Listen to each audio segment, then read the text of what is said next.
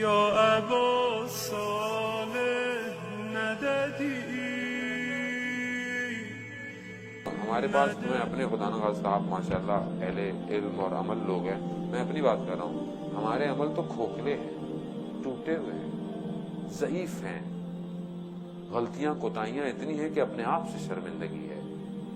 اگر اس کو کوئی چیز بچا سکتی ہے تو وہ یہ اہل بیت کا در ہے جو بچا سکتا ہے. وہی قبول کر سکتے ہیں. اور اگر انہوں نے بھی خدا نہ خواستہ بھیج دیا تو کوئی دنیا میں آخرت میں جگہ نہیں ہے. ہر آدمی انہی دروں سے جڑا ہوا ہے.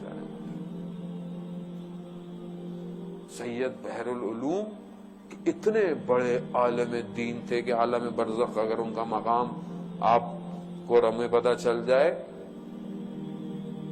اور دنیا میں بھی اس معنویت کے مقام پر تھے کہ مرزا قاسمی, علامہ طباطبائی نے اس واقعے کو نقل کیا ہے کہ مرزا قاسمی جب عتبات عراق کی زیارتوں پر گئے تو سید بحر العلوم سے لوگ بیٹھے ہوئے تھے, لوگوں کے سامنے مناسب نہیں سمجھا. جب کچھ کم ہو گئے تو سوال اس طرح کیا کہ وہ جواب دینا پڑ گیا انہیں. کہا کہ یہ آپ جو اس مقامات پر پہنچے ہیں مانوی, اس کی وجہ کیا ہے بتا دیجیے. کہتے پوچھا اس طرح, تھوڑے سے اتنے لوگ تھے کہ انہیں بتانا پڑ گیا. کہتے میں نجف میں جب دوران طالب علم اپنا درس پڑھتا تھا تو میں نے ہر رات اپنا یہ رکھا ہوا تھا ٹائم ٹیبل کہ میں ہر رات کو مسجد کوفہ میں عبادت کرتا تھا اور صبح ہونے سے پہلے نجف واپس آ جاتا تھا تاکہ میرے درس کی چھٹی نہ ہو. کہتا ایک رات میں جا رہا تھا کوفہ کی طرف تو اچانک سے دل میں مسجد سیلا کا خیال آیا. جو لوگ جا چکے ہیں زیارتوں پہ, نہیں جا چکے تو شب جمعہ ہے, شب زیارت امام حسین ہے, ہم سب کو جو ہے وہ زیارت نصیب فرمائے مولا. مسجد سیلا آپ جانتے ہیں کہ انبیاء کے مقامات ہیں اور مخصوص ہے, امام زمانہ سے مسجد منسوب ہے. مسجد سیلا علماء نے بڑے بڑے وہاں پہ جو ہے وہ امام زمانہ کے ساتھ توسلات کی.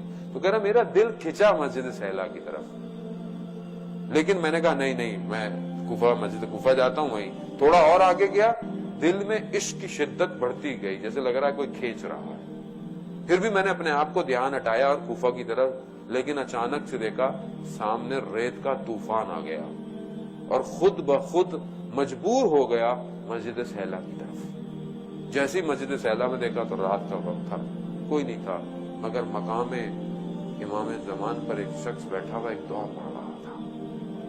اور دعا ایسی تھی کہ ان کے الفاظوں نے میرے وجود کو تسخیر کر دیا. میں کھچا چلا گیا اس شخص کی طرف, لیکن رات تھی, خوف بھی تھا تھوڑا سا. تو اس شخص نے میری طرف دیکھا اور کہا, سید مہدی بحر العلوم نام تھا, کہا مہدی آگے آؤ. میں تھوڑا سا آگے ہوا, پھر رک گیا. پھر کہا مہدی آگے آؤ. میں تھوڑا سا رکا, پھر تیسری دفعہ اس شخص نے مجھے کہا, اس نورانی ہستی نے مجھے کہا کہ مہدی ادب کا تقاضا یہ ہے کہ جب بلایا جائے تو آ جاتے ہیں.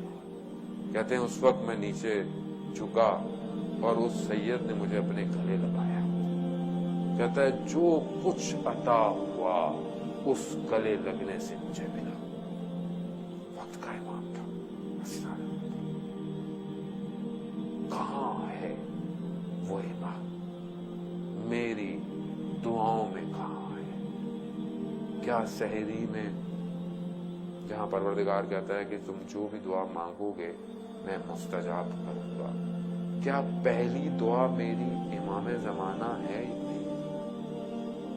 آغا پناہیان کہتے ہیں کہ 30 راتوں میں تمہاری کوئی اور صدا نہیں نکلنی چاہیے, صرف یبن الحسن. کہاں ہو اے امام؟ کہا رمضان بغیر امام زمانہ کے بالکل ایسے ہی ہے جیسے نماز بغیر. یا ابا صالح نددی